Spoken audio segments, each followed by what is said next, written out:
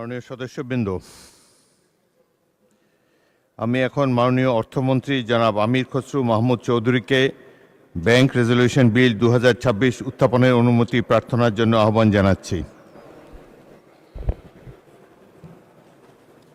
মাননীয় স্পিকার, আপনাকে ধন্যবাদ। আমি আমির খসরু মাহমুদ চৌধুরী, অর্থমন্ত্রী, তফসিলি ব্যাংক সম্পর্কিত রেজুলেশন ক্ষমতা প্রয়োগ এবং এতৎ সংক্রান্ত বিষয়ে বিধান প্রণয়নকল্পে আনিত একটি বিল, ব্যাংক রেজলিউশন বিল 2026 এই মহান সংসদে উত্থাপনের জন্য অনুমতি প্রার্থনা করছি। মাননীয় স্পিকার,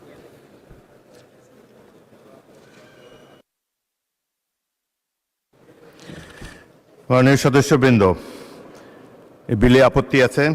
আপত্তি দিয়েছেন মোহাম্মদ সাইফুল আলম, ঢাকা 12। বক্তব্য রাখুন। মাননীয় স্পিকার, আপনাকে অনেক অনেক ধন্যবাদ।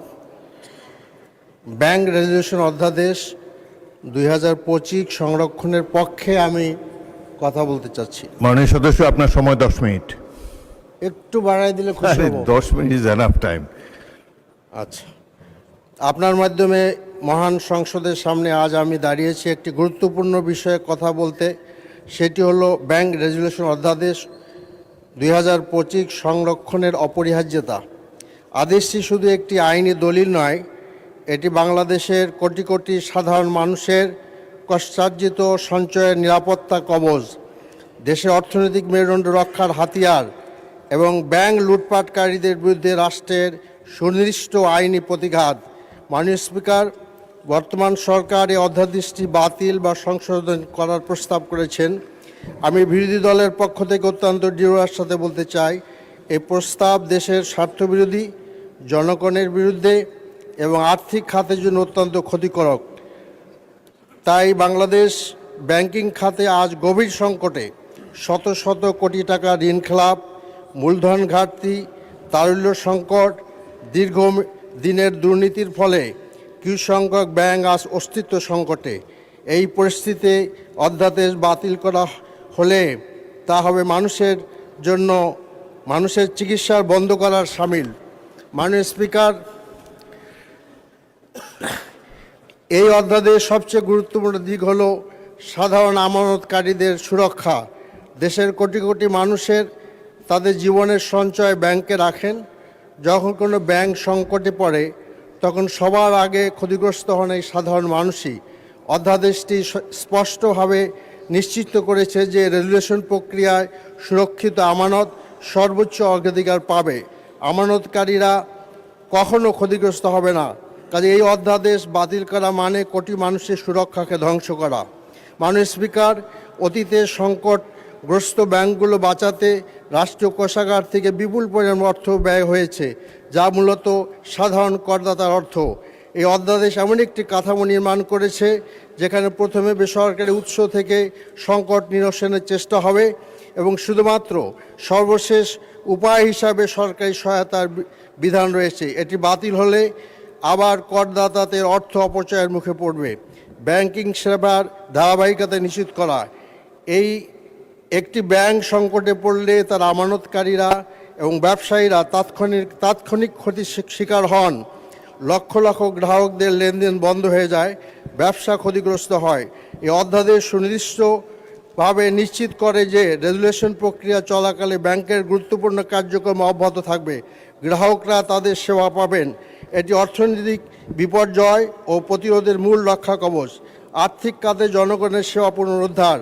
বাংলাদেশের ব্যাংকিং খাতে জনগণের আস্থা আজ তলানিতে, কারণ বারবার ব্যাংক কেলেঙ্কারি, লুটপাট ও সংকটে পড়েও কার্যকর কোনো আইনি ব্যবস্থা ছিল না। এই অধ্যাদেশ স্বচ্ছ, পূর্ব ঘোষিত, আইনসম্মত রেজুলেশন প্রক্রিয়া তৈরি করে, সেই আস্থা পুনরুদ্ধারের পথ প্রশস্ত করে। এটি বাতিল করলে সেই বিশ্বাসের সামান্য যা অবশিষ্ট ছিল, মাননীয় স্পিকার, তাও ধ্বংস হয়ে যাবে। মাননীয় স্পিকার, এতদিন বাংলাদেশের ব্যাংক সংকট মোকাবিলার কোনো সুনির্দিষ্ট আইনি কাঠামো ছিল না। ব্যাংক ডুবতে থাকতো এবং কেন্দ্রীয় ব্যাংক হাত পা বেঁধে বসে থাকতো।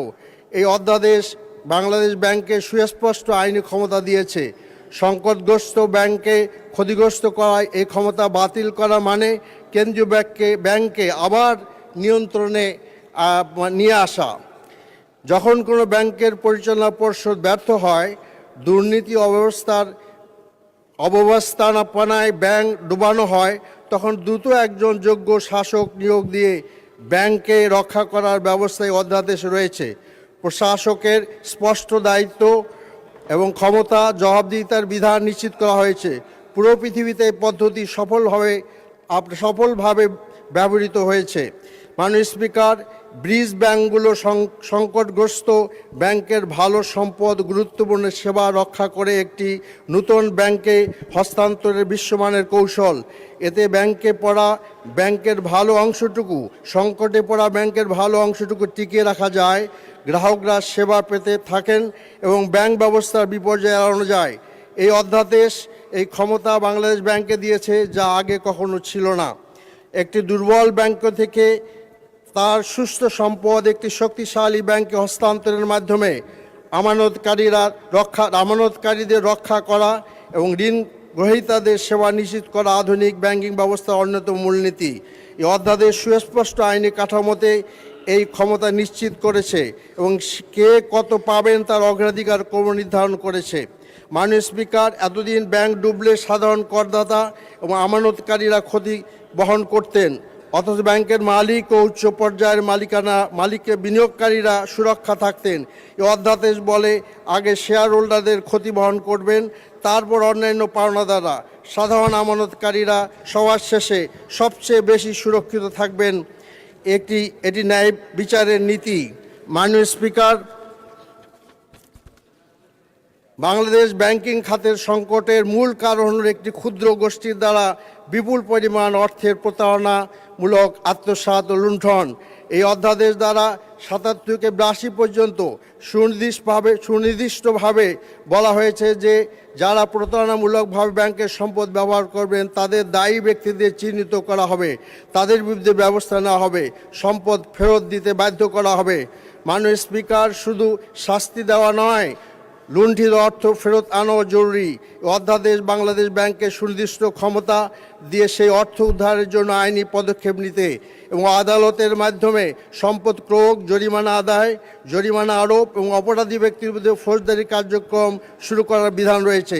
অধ্যাদেশ বাতিল হলে লুটেরারা আইনের ফাঁকে পালিয়ে যাবে। মাননীয় স্পিকার, বাংলাদেশ ব্যাংক লুটের একটি সাধারণ কৌশল হলো বেনামি মালিকানা এবং জটিল কর্পোরেট কাঠামোর আড়ালে থেকে ব্যাংক নিয়ন্ত্রণ করা।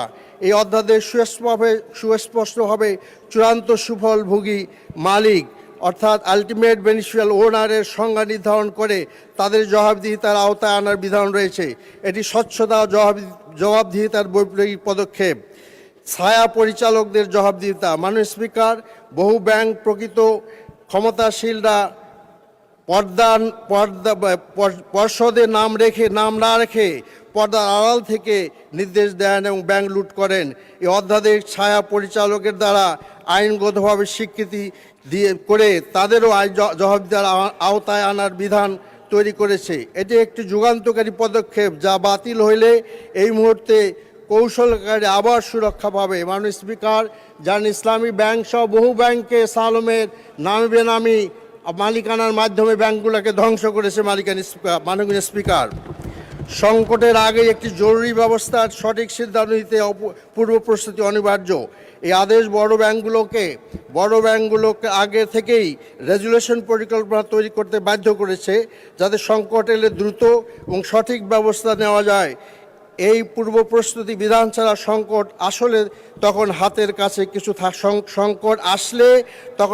কাছে কিছু থাকবে না। মাননীয় স্পিকার, একটি ব্যাংক দুর্বল হতে শুরু করলে প্রথম পর্যায়ে পদক্ষেপ নেওয়া গেলেই সংকট সবচেয়ে কম ক্ষতিতে সমাধান করা যায়। এই অধ্যাদেশে প্রম্পট কারেক্টিভ অ্যাকশন ফ্রেমওয়ার্কের মাধ্যমে নির্ধারিত করেছে যে কোন সূচক দুর্বল হলে কোন ধরনের পদক্ষেপ নেওয়া হবে। এটি একটি অটোমেটিক আর্লি ওয়ার্নিং সিস্টেম যা সারা রেজুলেশন অন্ধকারের তীরে ছড়ার মতো। মাননীয় স্পিকার, সংকট মোকাবিলায় তাৎক্ষণিক আর্থিক সম্পদ থাকা জরুরি। এই অধ্যাদেশে আর্থিক স্থিতিশীলতা রেজুলেশন তহবিল গঠনের বিধান করেছে, যেখানে ব্যাংকগুলো চাঁদা দেবে, সরকার নয়। এই তহবিল থেকে প্রয়োজনে সংকটগ্রস্ত ব্যাংকে ঋণ দেওয়া হবে, গ্রান্টি প্রদান, সম্পদ ক্রয় করা যাবে। এটি একটি নিশ্চিত সেলফ ইন্স্যুরেন্স ব্যবস্থা। মাননীয় স্পিকার, ব্যাংকিং খাতের সংকট এককভাবে মোকাবিলা করা সম্ভব নয়। এতে প্রয়োজন বাংলাদেশ ব্যাংক, অর্থ মন্ত্রণালয়, আমানত বীমা সংস্থা, বিএসইসি এবং অন্যান্য নিয়ন্ত্রণ সংস্থার সমন্বিত প্রচেষ্টা। এই অধ্যাদেশ একটি আন্তঃপ্রাতিষ্ঠানিক সংস্থা সংগঠন করেছে যা সমন্বয় নিশ্চিত করবে। এটি ছাড়া একটি হাত জানবে না অন্য হাত কি করছে। মাননীয় স্পিকার, আর এই অধ্যাদেশ বাংলাদেশ ব্যাংককে নিয়মিতভাবে মূল্যায়ন করতে বলেছে এবং কোন কারণ ব্যাংকের রেজুলেশন বাধা সৃষ্টি হতে পারে এবং সেই বাধাগুলো আগেভাগে দূর করতে বলেছে। এই প্রতিরোধমূলক পদ্ধতি অনেক সংকট শুরু হওয়ার আগেই প্রতিহত করতে হবে। মাননীয় স্পিকার, আমাকে একটু 5 মিনিট সময় বাড়াতে বলছে, জিনিসটা খুব গুরুত্বপূর্ণ। মাননীয় সদস্য, প্রত্যেক আপত্তিকারী সদস্যকে আমি 10 মিনিট করে দিয়েছি, সবাইকে 2 মিনিটে শেষ করেন, 2 মিনিটে কনক্লুড করেন। বাধা চিহ্নিত করে আগেভাগে সমাধান, মানে বাধাগুলো চিহ্নিত করে মূল্যায়ন করে আগেভাগে সমাধানের ব্যবস্থা করা উচিত। এটা এখানে আছে, এটা যদি যাতে করে সংকট প্রতিহত করা যায়। আমি একটু হেডিংগুলো পড়ছি মাননীয় স্পিকার। এরপর আইনগত ন্যায্যতা মূলনীতি।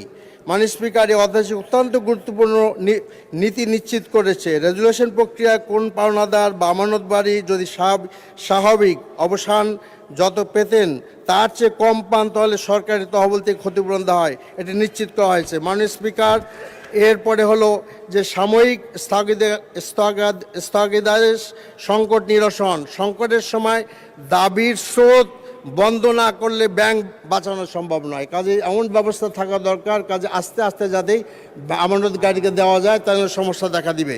মাননীয় স্পিকার, বিচারিক তত্ত্বাবধান ও আইনের শাসন নিশ্চিত করা। পদ্ধতিগত ঝুঁকি প্রতিরোধ একটি ব্যাংকের সংকট সারানোর থেকে রক্ষা করে। বিদেশি বিনিয়োগ আকর্ষণে আইনি কাঠামো তৈরি করা, কারণ এরকম অবস্থা হলে বিদেশের বিনিয়োগকারীরা আমাদের এখানে আসবে না, যেটা ইসলামী ব্যাংকের ক্ষেত্রে হয়েছে। মাননীয় স্পিকার, আন্তর্জাতিক মানদণ্ড অনুসরণ করা। এরপরে যেটা বলে সরকারের বাতিলের যুক্তি খণ্ডন, অসামঞ্জস্যতাপূর্ণ যুক্তি খণ্ডন। মাননীয় স্পিকার, আরও পরামর্শ দরকার। এই যুক্তি গ্রহণযোগ্য নয়। রাষ্ট্রপতি আদেশ বাতিল সাংগঠনিক প্রশ্ন এবং আন্তঃসীমা রেজুলেশন, বৈশ্বিক ব্যাংকিং সংকট মোকাবিলা, ব্যাংকিং খাতে দীর্ঘমেয়াদী সংস্কার ভবিষ্যতের জন্য ভিত্তি। তো মাননীয় স্পিকার, আমি তো মোটামুটি বললাম, তো আমি ইনশাল্লাহ এটা আপনার মাধ্যমে জমা দেবো। আমি মনে করি যে এই গুরুত্বপূর্ণ বিষয়টা জনমতে যাচাইয়ের জন্য পেশ করা হোক, যে দেশের মানুষ এবং আমানতকারীরা। ধন্যবাদ মাননীয় সদস্য। মাননীয় অর্থমন্ত্রী এ বিষয়ে একটি সংক্ষিপ্ত বিবৃতি প্রদান করতে পারেন। মাননীয় স্পিকার, আপনাকে ধন্যবাদ। সংসদ সদস্যকেও ধন্যবাদ।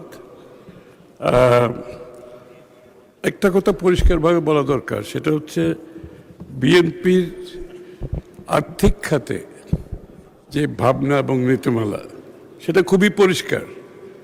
আর্থিক খাতে শৃঙ্খলা, স্থিতিশীলতা, গুড গভর্নেন্স, এই তিনটা হচ্ছে বিএনপির আর্থিক খাত পরিচালনার ক্ষেত্রে আমাদের সুপ্রতিষ্ঠিত দলীয় নীতি। যে জন্য আপনি লক্ষ্য করবেন বিগত দিনে বিএনপি যতবারই সরকারি ছিল, আর্থিক খাতে শৃঙ্খলা সবসময় ছিল, স্থিতিশীলতা ছিল, গুড গভর্নেন্স ছিল, কোনো ধরনের সমস্যা হয় নাই। বিগত দিনে যে কথাগুলি মাননীয় সংসদ সদস্য বলেছেন, ওনার সাথে আমি একমত, এই ঘটনাগুলো ঘটেছে। সুতরাং আমরা আমাদের যে ভাবনা, চিন্তায়, দর্শনের পরিপ্রেক্ষিতে আপনাকে নিশ্চিতভাবে বলতে চাই, আমাদের সেই প্রিন্সিপাল থেকে আমরা এতটুকু সরব না। তবে আপনি যে বিষয়গুলো তুলেছেন তার কিছু যে এটার এই সংশোধিত আকারে যেভাবে আসছে কেন করা হয়েছে এটা আমি একটু তুলে ধরছি। এটা হচ্ছে একটি অল্টারনেটিভ রেজলিউশন অপশন, এটা একটা নতুন উইন্ডো করা হয়েছে। মূল বিধানগুলোতে কোনো পরিবর্তন নাই। This is the new window open to create more opportunity. আচ্ছা, ইতিপূর্বে প্রণীত অধ্যাদেশে বিকল্প সমাধানের পদ্ধতি ছিল না, একটাই ছিল। এতে 18 কম একটি নতুন ধারা সংযোজন করা হয়েছে। ফলে ব্যাংকসমূহের দুরবস্থা থেকে পুনরুদ্ধারের জন্য শুধুমাত্র রেজলিউশন পদ্ধতি হিসেবে লিকুইডেশন, ব্রিজ ব্যাংকের নিকট হস্তান্তর, তৃতীয় পক্ষের নিকট হস্তান্তর ইত্যাদি অপশনের উপর নির্ভর না করে রেজলিউশন কার্যক্রমের অব্যবহিত পূর্বের শেয়ার ধারকগণ বা উপযুক্ত বিনিয়োগকারীদের মাধ্যমে সম্পদ দায় পুনর্ধারণ ও ধারণের সুযোগ সৃষ্টি হয়েছে। এখানে কিন্তু অপশন ইজ ওপেন। এখানে যে আগের যারা শেয়ার হলো তাদের জন্য না, it is open for everybody. এবং এটা কেন করা হয়েছে আমি একটু বিস্তারিত একটু বললে আপনার বুঝতে সুবিধা হবে। সরকারের আর্থিক দায় কমানো। আপনারা জানেন ইতিমধ্যে সরকার কিন্তু এখানে 80,000 কোটি টাকা বিনিয়োগ করেছে, আরও প্রায় 1 লক্ষ কোটি টাকার প্রয়োজন হবে।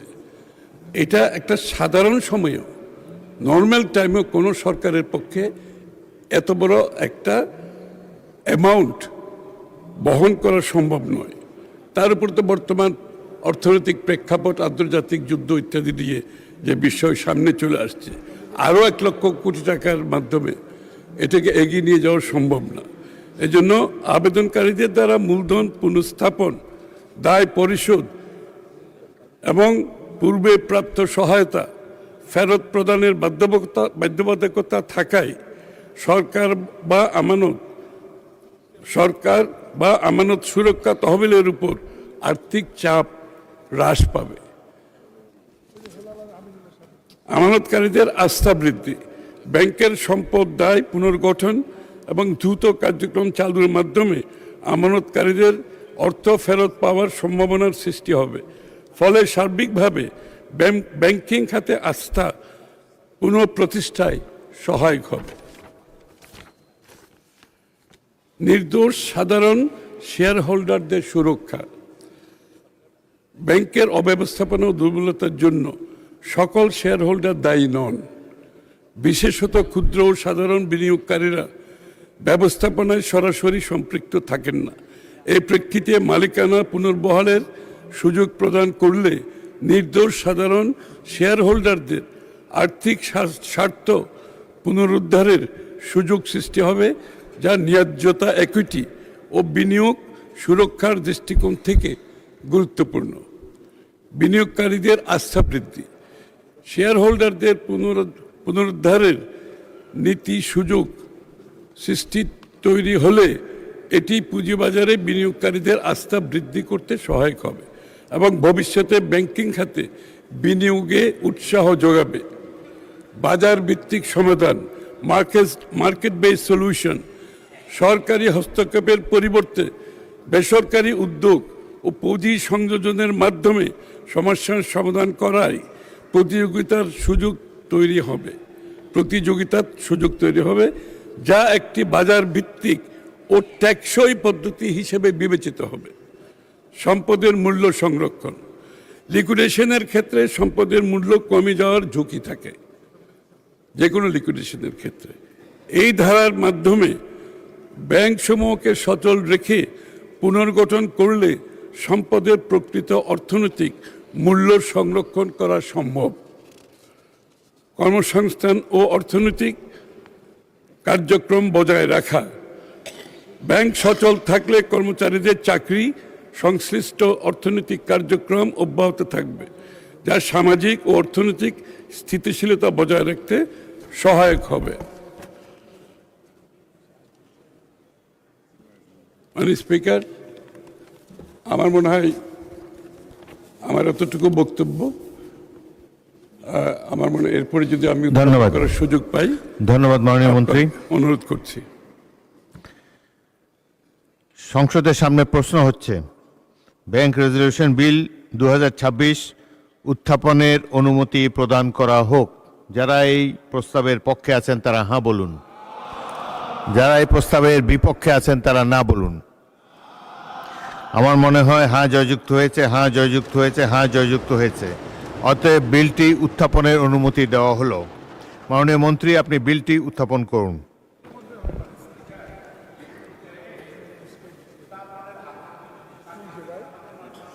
একজনকে দেওয়ার নিয়ম, একজন বলতে পারে। আপত্তি একজনই দিতে পারে। এই দয়া করে বসুন। একজন আপত্তিকারী দিতে পারে। তার 12 মিনিট বক্তব্য শুনেছে। এখন আইন প্রণয়নে যাচ্ছে। মাননীয় মন্ত্রী, উত্থাপন করুন। 2 মিনিটের জায়গায় 20 মিনিট দিছে তো। মাননীয় স্পিকার, আপনাকে ধন্যবাদ। আমি আমির খসরু মাহমুদ চৌধুরী, অর্থমন্ত্রী, তফসিলি ব্যাংক সম্পর্কিত রেজুলেশন, ক্ষমতা প্রয়োগ ও এতৎ সংক্রান্ত বিষয়ে বিধান প্রণয়নকল্পে আনিত একটি বিল, ব্যাংক রেজুলেশন বিল 2026, এই মহান সংসদে উত্থাপনের জন্য অনুমতি প্রার্থনা করছি। ধন্যবাদ মাননীয় স্পিকার। মাননীয় মন্ত্রী, আপনি বিলটি উত্থাপন করুন। ধন্যবাদ মাননীয় স্পিকার। আমি আমির খসরু মাহমুদ চৌধুরী, অর্থমন্ত্রী, তফসিলি ব্যাংক সম্পর্কিত রেজুলেশন, ক্ষমতা প্রয়োগ এবং এতৎ সংক্রান্ত বিষয়ে বিধান প্রণয়নকল্পে আনিত একটি বিল, ব্যাংক রেজুলেশন বিল 2026, এই মহান সংসদে উত্থাপন করছি। আপনাকে ধন্যবাদ মাননীয় স্পিকার।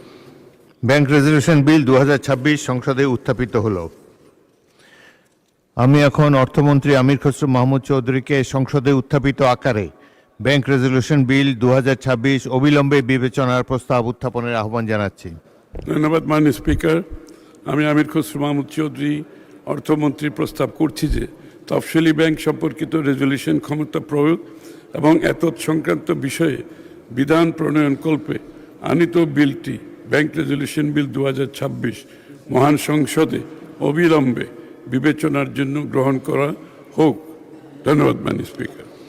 সংসদের সামনে প্রশ্ন হচ্ছে, সংসদে উত্থাপিত আকারে ব্যাংক রেজলিউশন বিল 2026 অবিলম্বে বিবেচনার জন্য গ্রহণ করা হোক। যারা এই প্রস্তাবের পক্ষে আছেন তারা হাঁ বলুন। যারা এই প্রস্তাবের বিপক্ষে আছেন তারা না বলুন। আমার মনে হয় হাঁ জয়যুক্ত হয়েছে, হাঁ জয়যুক্ত হয়েছে, হাঁ জয়যুক্ত হয়েছে।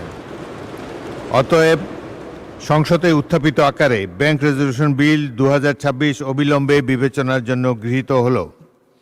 মাননীয় সদস্যবৃন্দ, বিলটির উপর দফাওয়ারি কোনো সংশোধনী নেই। আমি এখন বিলের দফাগুলো সংসদে পেশ করছি। সংসদের সামনে প্রশ্ন হচ্ছে, বিলের দফা 2, 3, 4, 5, 6, 7, 8, 9, 10, 11, 12, 13, 14, 15, 16, 17, 18, 19, 20, 21, 22, 23, 24, 25, 26, 27, 28, 29, 30, 31, 32, 33, 34, 35, 36, 37, 38, 39, 40, 41, 42, 43, 44, 45, 46, 47, 48, 49, 50, 51, 52, 53, 54, 55, 56, 57, 58, 59, 60, 61, 62, 63, 64, 65, 66, 67, 68, 69, 70, 71, 72, 73, 74 ও 75 এই বিলের অংশ হিসাবে গ্রহণ করা হোক। যারা এই প্রস্তাবের পক্ষে আছেন তারা হাঁ বলুন। যারা এই প্রস্তাবের বিপক্ষে আছেন তারা না বলুন। আমার মনে হয় হাঁ জয়যুক্ত হয়েছে, হাঁ জয়যুক্ত হয়েছে, হাঁ জয়যুক্ত হয়েছে।